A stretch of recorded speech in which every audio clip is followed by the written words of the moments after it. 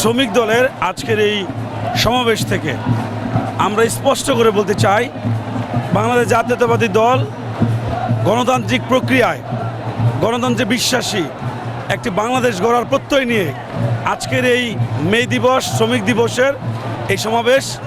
আজকের এই সমাবেশ থেকে আমরা স্পষ্ট বার্তা দিতে চাই, গণতন্ত্রের পুনরুদ্ধারের জন্য বাংলাদেশ জাতীয়তাবাদী দলের প্রতিটি নেতাকর্মী, আমরা এক একজন শ্রমিক, আমরা আমাদের এই শ্রমের ন্যায্য মূল্য হিসাবে বাংলাদেশকে গণতান্ত্রিক প্রক্রিয়ায় গঠন করার জন্য সর্বোত্তক চেষ্টা করব এবং সেই আলোকে আমরা একটি অবাধ, সুষ্ঠু, নিরপেক্ষ নির্বাচনের মাধ্যমে একটি গণতান্ত্রিক রাষ্ট্রের বাংলাদেশকে পরিণত করার জন্য আমাদের সর্বোচ্চ আন্দোলনের মাধ্যমে আমরা রাজপথে ছিলাম, আছি এবং ভবিষ্যতে থাকবো ইনশাল্লাহ। আচ্ছা দেখুন, স্বাধীনতা 54 বছর পরেও বাংলাদেশের শ্রমিকগণ কিন্তু এখনও তাদের ন্যায্য অধিকার থেকে বঞ্চিত।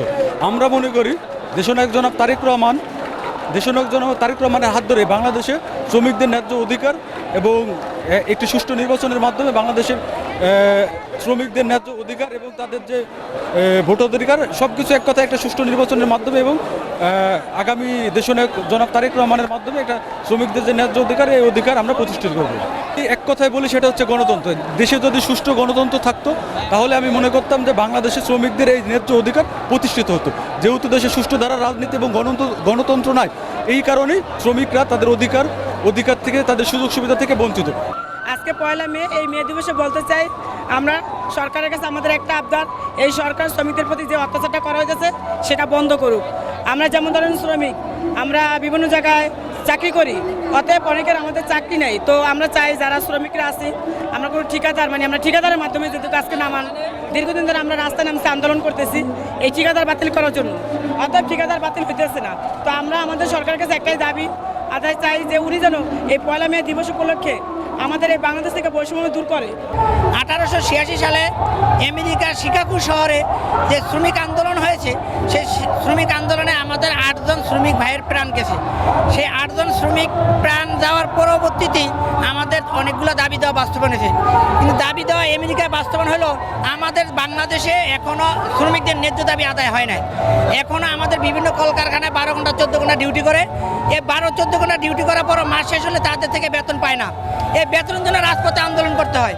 আমি একটাই বলবো, আজকের এই মহান মে দিবস আমাদের শ্রমিকদের ত্যাগ এবং বাস্তবতা দুইটা নিয়ে আমরা বাংলাদেশ সরকারের প্রতি এবং আমাদের আগামী রাষ্ট্রনায়ক জনাব তারেক রহমানের ক্ষমতা যে পাবে ইনশাআল্লাহ, আমরা একটাই দাবি করি, আমাদের শ্রমিকদের ন্যায্য দাবি 8 ঘন্টা ডিউটি, কর্মবিরতি এবং বাকি ডিউটির পরে মাস শেষ, যাতে তার পাওনাটা মাস শেষ হওয়ার সাথে সাথে সে তার পাওনাটা পায়। শ্রমিক দিবস এটা রাষ্ট্রীয় ব্যাপার, রাষ্ট্রীয় এবং আন্তর্জাতিক ব্যাপার, কিন্তু আমরা চাই যে শ্রমিক দিবস সারা বাংলা এবং সারা বিশ্বের যে প্রক্রিয়ায় আমরা শ্রমিকদের ন্যায্য বেতন চাই এবং শ্রমিকের উপরে কোনো অন্যায় অত্যাচার আমরা করবো দেবো না। আমি উত্তরা থানা শ্রমিক দলের সভাপতি হিসেবে আমরা মনে করি এবং আমরা অনুভব করি, কোনো কারণে শ্রমিকের উপরে কোনো নির্যাতন করা যাবে না, ন্যায্য বেতন এটা দিতে বাধ্য দেবো।